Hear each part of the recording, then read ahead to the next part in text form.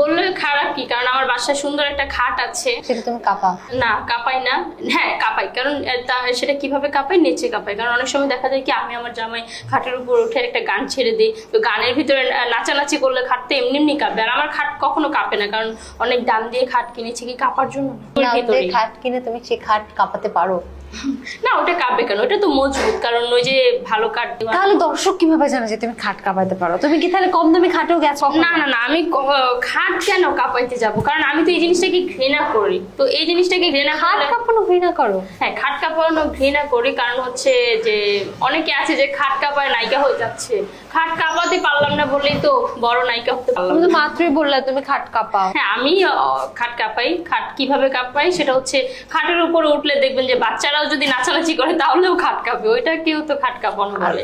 2 নম্বর বিয়ে করছি খুব শীঘ্রই, বাট বলা যাবে না।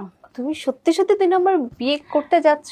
মানে আমি এখনো ছোট, আমার কাছে মনে হয় আর একটু বড় হলে ওটা পরিকল্পনা করতে। তোমার কথা কাজে কোনোই মিল পায় না। তোমার একটা হাজবেন্ড আছে, তোমার বাচ্চা পর্যন্ত আছে, তুমি এখনো ছোট, আবার এগুলোকে রেখে তুমি 2 নম্বর বিয়েও করবে? সেটা হতে পারে না, মানুষের রুচি পরিবর্তন হতে পারে না। যেমন তুমি যদি প্রতিদিন বিরিয়ানি খাও, তোমার কিন্তু প্রতিদিন বিরিয়ানিটা ভালো লাগবে না, একদিন ইচ্ছে করবে অন্য খাবার খেতে, তো এটা সবার ক্ষেত্রেই। তোমার কমেন্ট বক্সে সব থেকে বেশি আসে কোন গালিটা? সানি লিওন। এটাকে তুমি গালি হিসেবেই নাও না? মানে গালি তো কেউ দেয় না, বাট এটা বলে কমেন্ট। আচ্ছা, এই জন্য নিজেকে সানি লিওন ভাবা শুরু করেছো? হ্যাঁ অলরেডি। সবাই বলে যে তুমি সুগার ড্যাডি খুঁজছো, তুমি কি আসলে খুঁজছো? মানে কথাটা কতটুকু সত্য? তোমার কথা শুনে তো মনে হচ্ছে তোমার সুগার ড্যাডির খুব প্রয়োজন। আসলেই মানে অতটা প্রয়োজন না।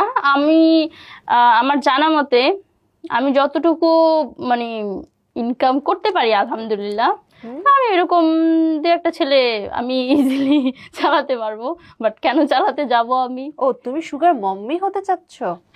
ওইটা হব, এখন তো জোয়ান আছি বা বয়স কম, যৌবন আছে, যখন যৌবন থাকবে না, যখন বুড়া হয়ে যাব, তখন এরকম 4-5টাকে চালাবো।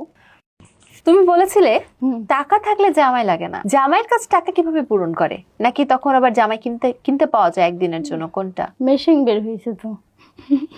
কিসের মেশিন? জামাই মেশিন বের হয়েছে না, মানে টাকা থাকলে সবই পাওয়া যায়, কারণ এখন তো আর কোনো কিছু। জামাই মেশিন বলতে কি এটা?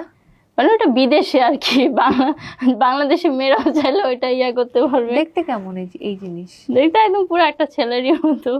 আমি জানি না, তবে দর্শকের কাছে আমার একটাই প্রশ্ন, এটা এমন কি জিনিস যেটা জামাইয়ের প্রয়োজন পড়ে না, টাকা দিয়ে কেনা যায়, এবং তার এটা কি প্রয়োজনে আসে সেটা আপনাদের কাছে প্রশ্ন রইল, কমেন্টে জানাবেন। আবাসিক হোটেলের মালিকদের দৃষ্টি আকর্ষণ করছে, আপনাদের কর্মী বাইরে এসে বিভ্রান্তি সৃষ্টি করছে।